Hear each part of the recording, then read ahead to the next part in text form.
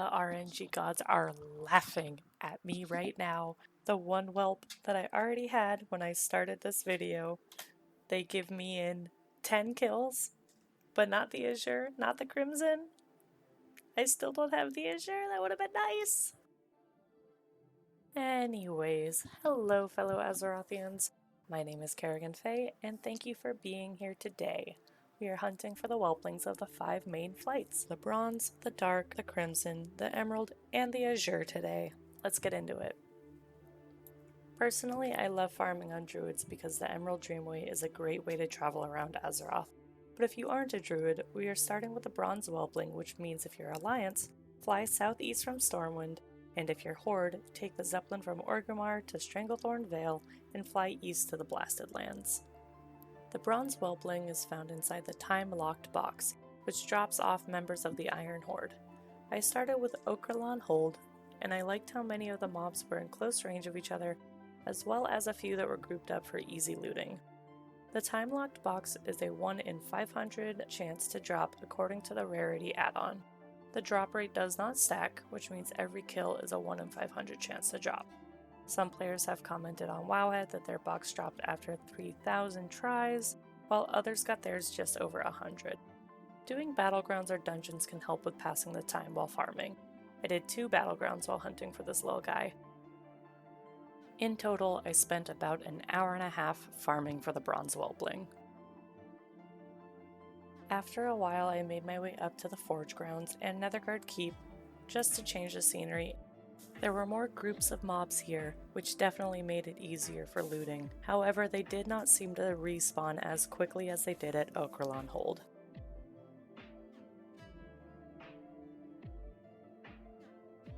And ended up getting him almost immediately. 833 kills for me, which is surprisingly close to how many tries it took me to get the Emerald Whelpling. I flew to the Blasted Lands on a level 34. Just kidding, a 35 to see if the Iron Horde would be there for someone who has never been to the zone before. They were, but if you ever go to the Blasted Lands and don't see them, talk to Zadormi to change timelines. From the Blasted Lands, fly north to the Badlands, which in my opinion is the best farm spot for the Dark Whelpling. The Dark Whelpling is a 1 in 1,000 chance and only drops off of Black Whelplings. Lethlor Ravine has the highest concentration of Black Whelps, and they respawn fast enough that you should be able to keep the loop going, especially if you're stopping to skin.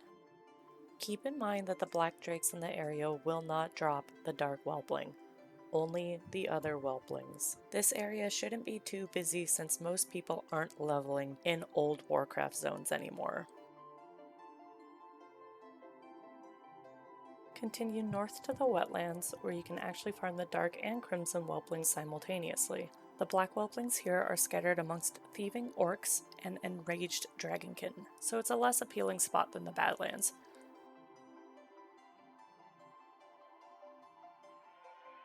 And as you saw earlier in the video, this is where the RNG gods decided to give me the one Whelpling I already had within 10 kills.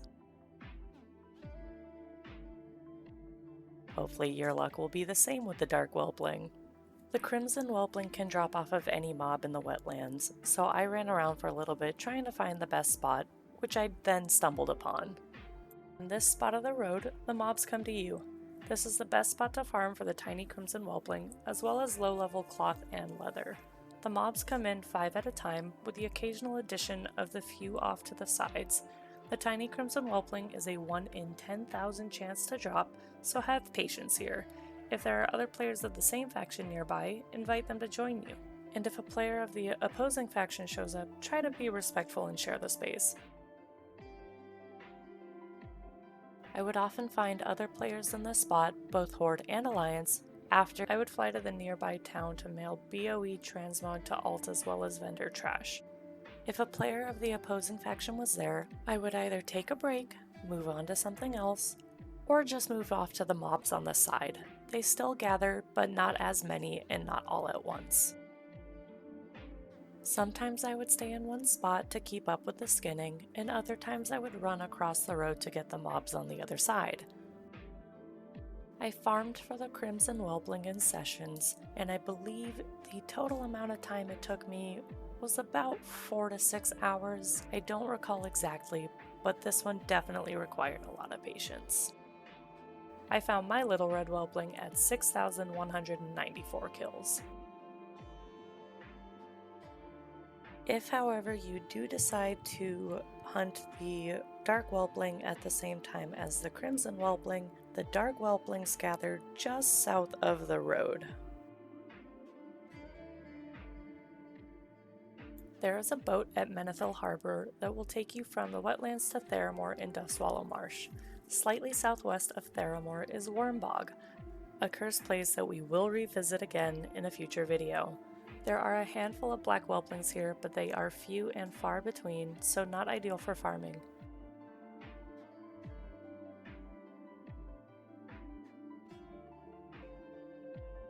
Continue west to Feralis, find the Emerald Portal at the north point of the zone, and right next to that is where the noxious whelps spawn. With a 1 in 1,000 chance to drop, the Emerald Whelpling should be a breeze after farming its ruby red sister. The noxious whelps are a little slow to respawn, so it can take a little bit longer than you might think. The Emerald Whelpling is another one that I farmed in sessions, and I don't really have a guesstimate for how long it took, but timing doesn't matter as much as long as you're enjoying yourself. Any mob in Feralis has a 1 in 10,000 chance to drop another dragon cutie, but we will go over him in a different video.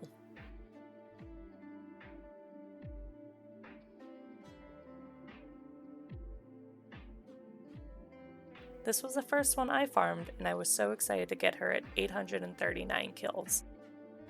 It was the last kill I made before I was going to leave due to the horde who had shown up to farm. Now, you can either take the scenic route and fly north from Feralis, or return to your capital city, take the portal to Hyjal, and fly north to Winterspring. I flew all around Winterspring before settling on Frostwhisper Gorge as my farming grounds. The Azure Whelpling drops off any mob in Winterspring, so you can farm bears for warbear leather, or the furbolgs for the beads that provide the Timbermaw hold reputation. I chose to farm the ice avatars. They respawn relatively quickly, as well as drop some crafting items that might sell well on the auction house. The Azure Whelpling is a 1 in 10,000 chance to drop, like the Crimson. However, it takes much longer to kill and loot mobs for the Azure. I am up to 2,000 kills and have not seen it yet. If you have farmed any of the whelplings, comment down below your luckiest or most cursed drop. If you like the video, click the like button, as if your next Winterspring mob kill has a 100% drop chance for the Azure Whelpling. And if you'd like to stick around for more dragon themed content, subscribe. Farewell and safe travels.